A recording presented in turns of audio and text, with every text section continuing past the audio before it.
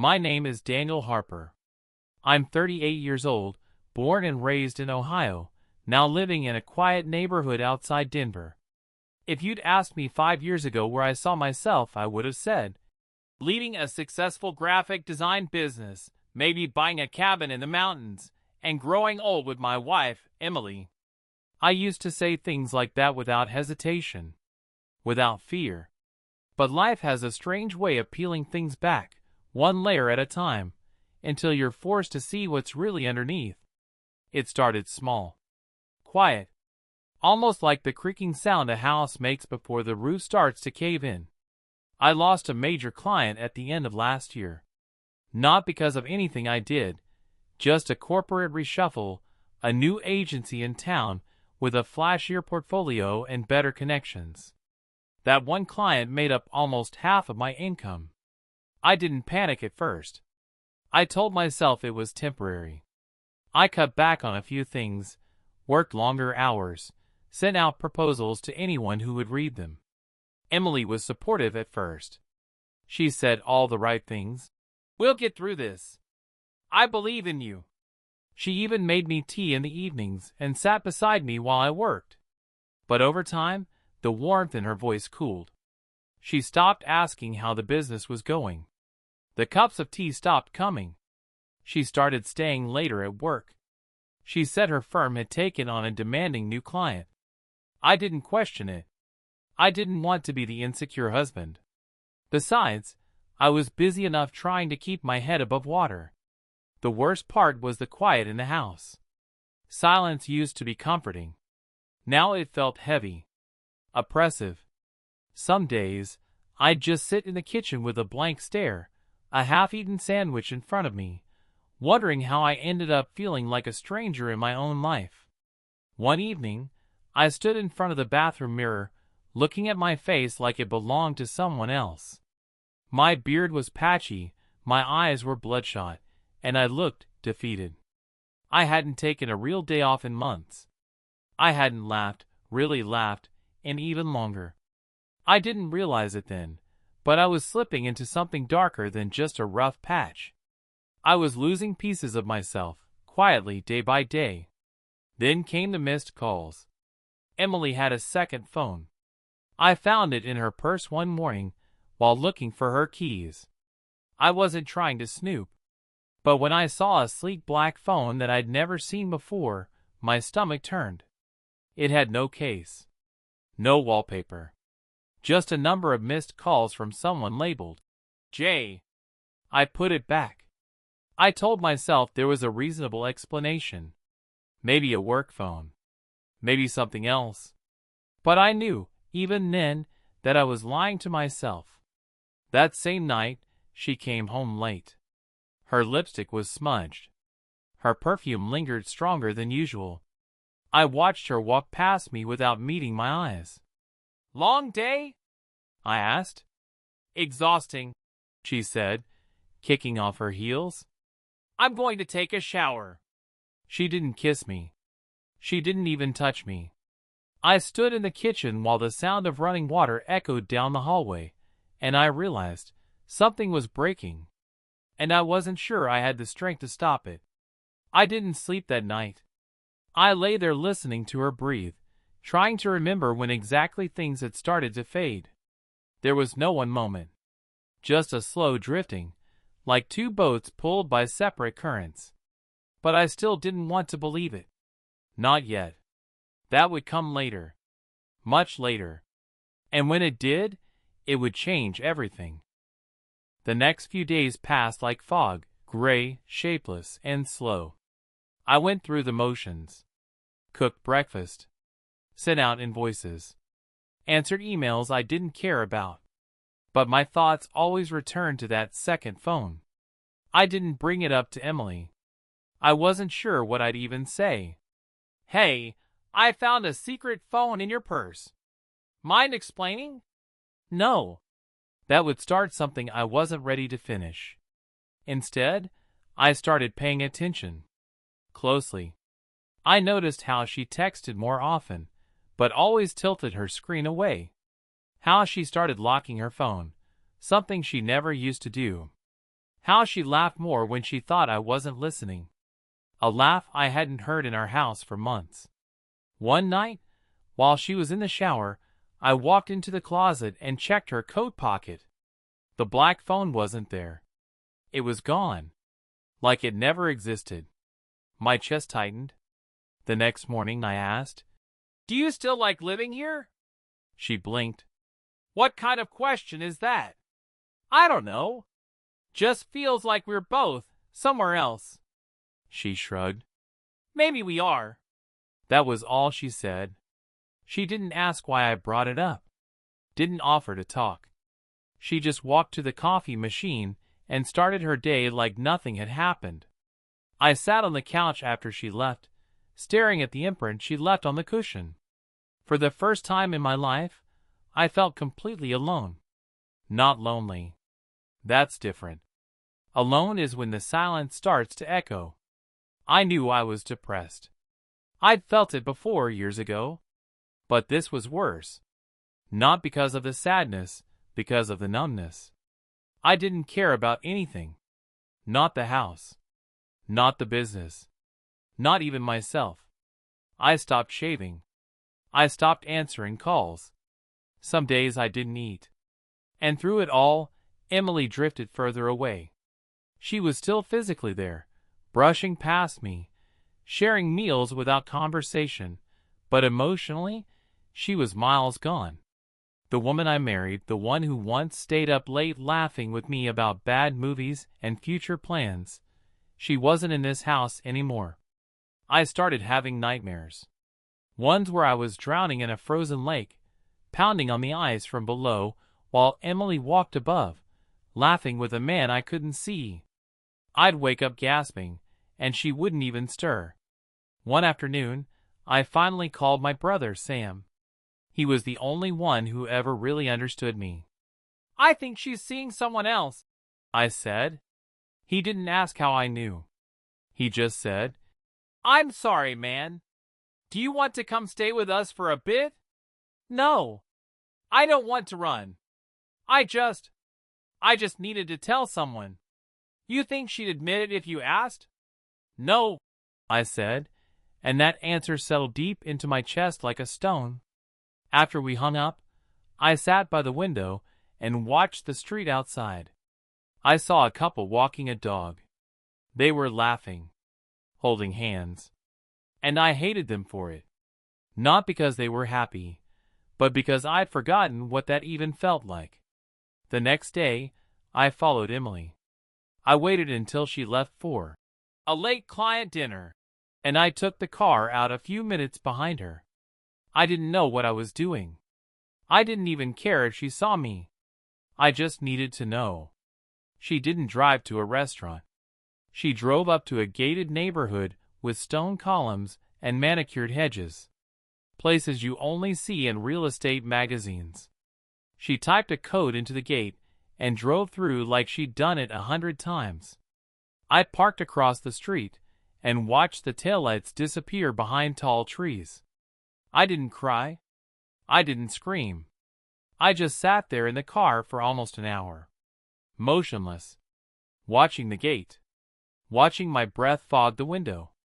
Wondering if the man in that house had made her feel something I hadn't in years. And whether I ever really knew her at all.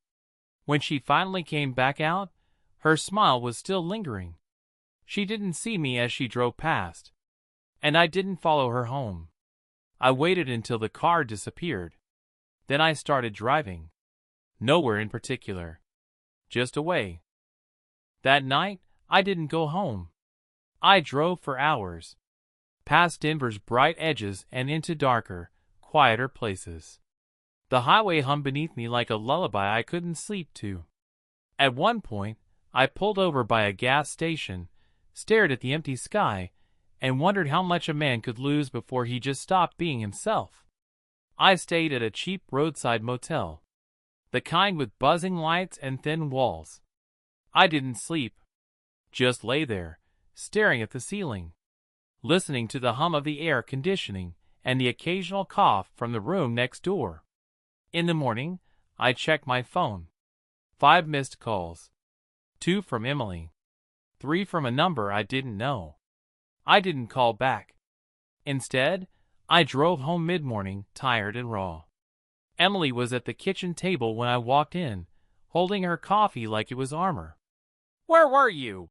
she asked, like she had any right to care. "Out," I said, hanging up my coat. "Had some thinking to do." She nodded, but she didn't press me. And I think that's when I finally stopped pretending. I sat across from her, stared into her tired eyes, and asked, "Who is he?" She blinked. Didn't even try to deny it. "Daniel." "No," I said. "No stories. No dancing around it. Just tell me." She looked down at her mug. Her hand shook. "His name is Jeremy. We met at a fundraising event months ago. He's a client. It just happened." "No," I said, my voice calm but flat. "Nothing just happens." She didn't cry. She didn't apologize. She looked relieved.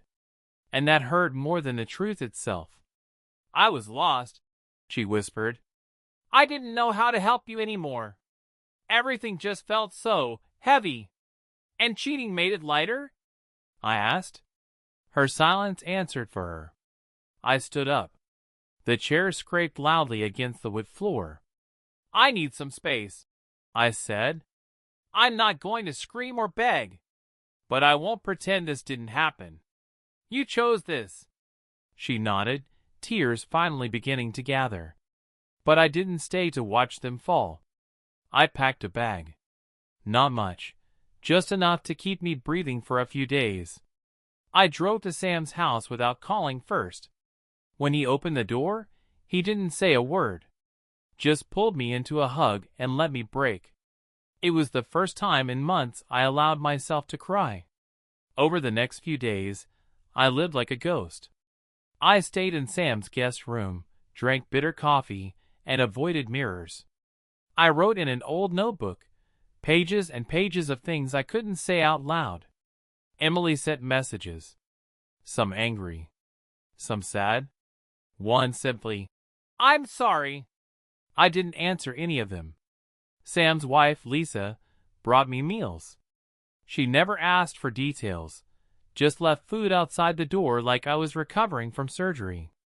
And maybe I was. Just not the kind that leaves scars on skin. One evening, I asked Sam, "Do you think I was a bad husband?" He didn't answer right away. He just looked at me and said, "I think you gave everything you had, and then kept giving." That meant more than I could say. A few days later, I saw a picture of Jeremy online. He was everything I wasn't.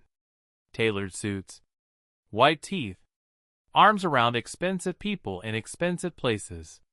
His LinkedIn profile was a glowing list of board memberships and yacht galas. He looked like he never had to worry about anything in his life. I hated him. Not because he was rich. Not even because he had my wife.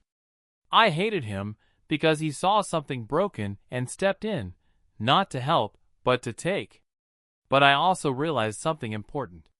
This wasn't about him. And it wasn't even about Emily anymore. This was about me. The man I'd let myself become. The pieces I needed to pick up, alone. And for the first time in a long time, I felt something shift inside me. Not anger. Not sadness. Just a flicker of direction. It wasn't much. But it was something. The first real turning point came quietly. No lightning. No dramatic revelation. Just a morning where I woke up and didn't feel like staying in bed. I made coffee. I opened my laptop. And I started working. It wasn't much. A small freelance logo job from a connection I hadn't spoken to in years. But the moment I dragged my pen across the tablet, something clicked.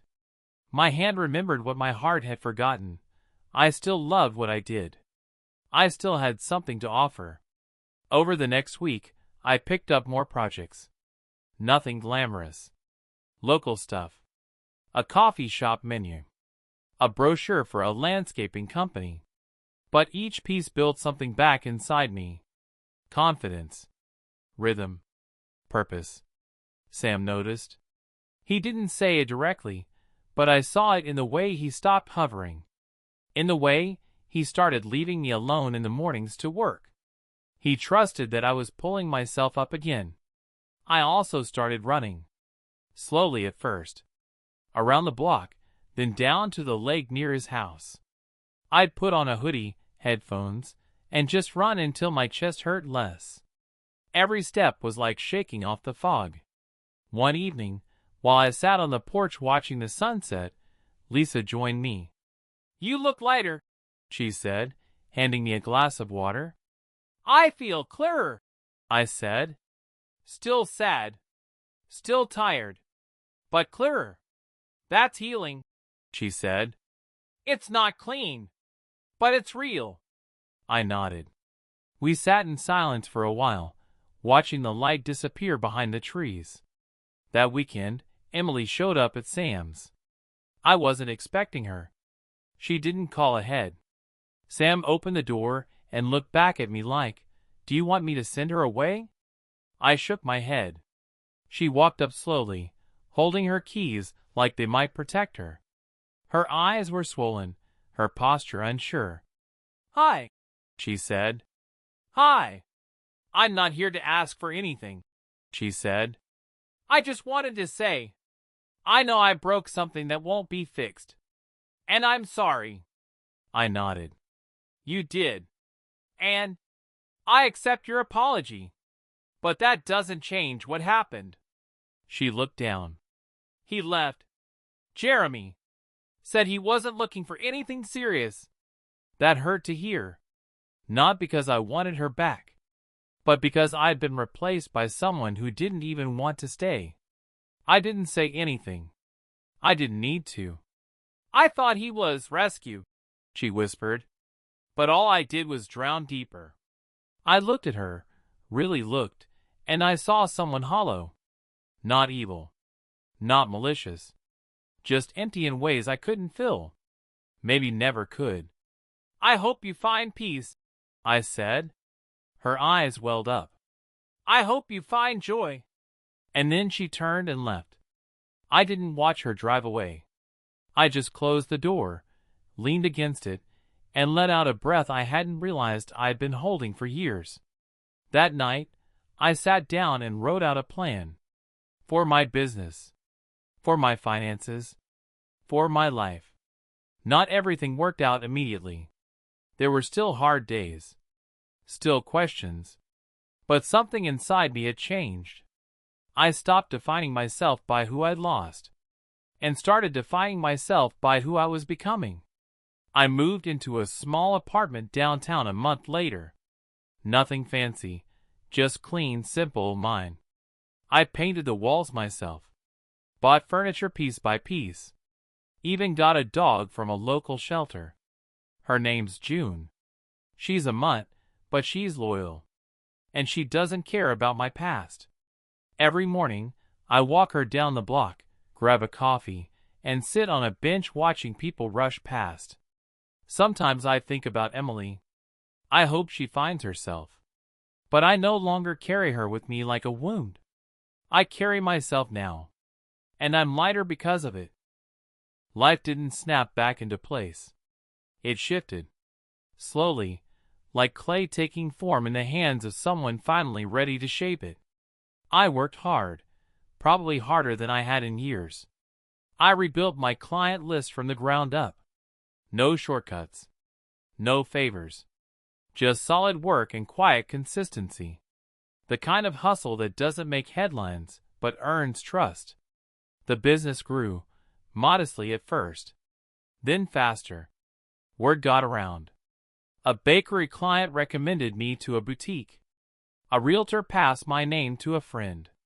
One day, I opened my inbox and found a message from a regional travel magazine asking if I'd be open to a full rebrand. I said yes, of course.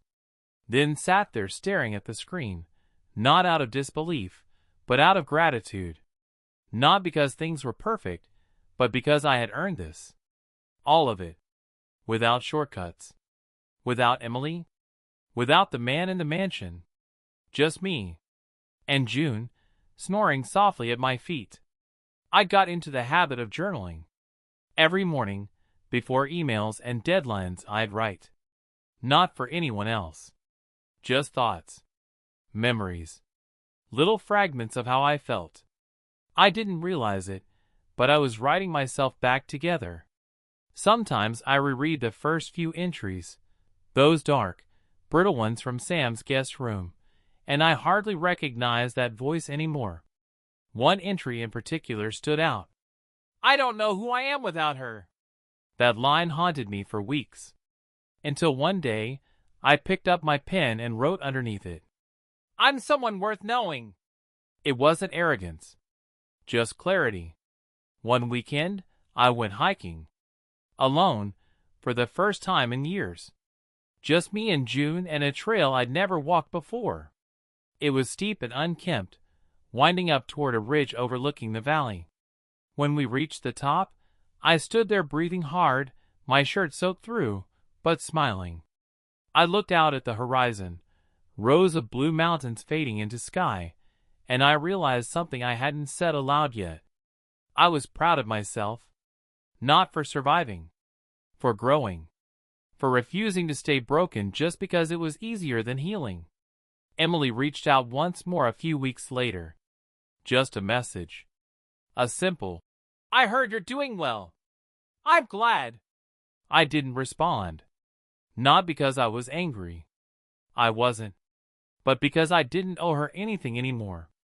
Not explanations. Not answers. Not access to the version of me I had to fight so hard to become. Some nights, I still lie in bed and remember the old life. The dinners. The silence. The sinking feeling.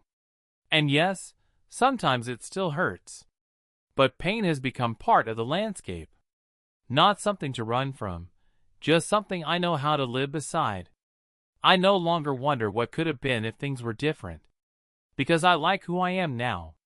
And that means everything. About 6 months after I moved into my new place, I ran into Emily. It was at a grocery store, not exactly the kind of place you expect to confront your past.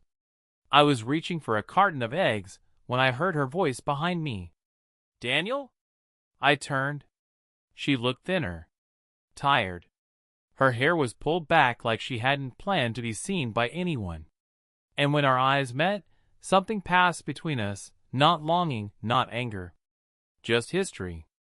"Hey," I said, quiet. She smiled faintly. "You look good." "Thanks." "You look, well." She nodded, but the lie was obvious. Her eyes didn't shine the way they used to. They were careful. And tired. We didn't say much. Just a few polite lines about the weather, about work. She was working part-time at a local firm now. Jeremy had disappeared for good. No drama, just distance. As I started to leave, she said, "I think about things a lot. About what I did." I paused. "I do too. But less than I used to." She looked like she wanted to say more. Maybe explain again. Maybe ask if I ever could have forgiven her. But I didn't give her the chance. "I hope you're taking care of yourself," I said. And I meant it. She nodded, then walked past me toward the checkout line, clutching a half-full basket like it was something to hide behind. I didn't feel satisfaction. I didn't feel smug. Just clean. That night, I took June for a walk through a quiet part of the neighborhood. The sky was clear. The moon bright. I thought about how far I'd come, not in miles, but in ways that can't be measured with a map. Later, I got a message from my mom. "Proud of you, sweetheart. Just thought you should know." I smiled, replied with a heart, and sat for a while in the quiet of my kitchen, feeling the small, rare peace of being seen, not by the wrong person, but by the ones who always stayed. Over the following weeks, things kept building. Not fast. Not flashy. Just forward. I started mentoring a younger designer, someone who reminded me a bit of myself 10 years ago, full of doubt and talent. I taught him what I could. Not just about work, but about balance. About boundaries. I told him something one day that I hadn't realized until I said it out loud. There's no prize for staying broken to make someone else comfortable. He nodded like he understood. Maybe he did. I began to feel whole again. Not patched. Not taped together. Whole. And maybe most surprisingly, I started opening myself up again. Not to love. Not yet. But to people. New friends. Long walks with neighbors. Conversations that didn't revolve around pain. One woman at a local bookshop started remembering my coffee order. Her name was Leah. She had kind eyes. She didn't ask about my past. She just smiled when we spoke and always asked how June was doing. It felt nice. Simple. Safe. I wasn't rushing. I didn't need to. The future no longer felt like something I was afraid of. It felt like something I was building, slowly, with both hands, on a foundation I had poured myself.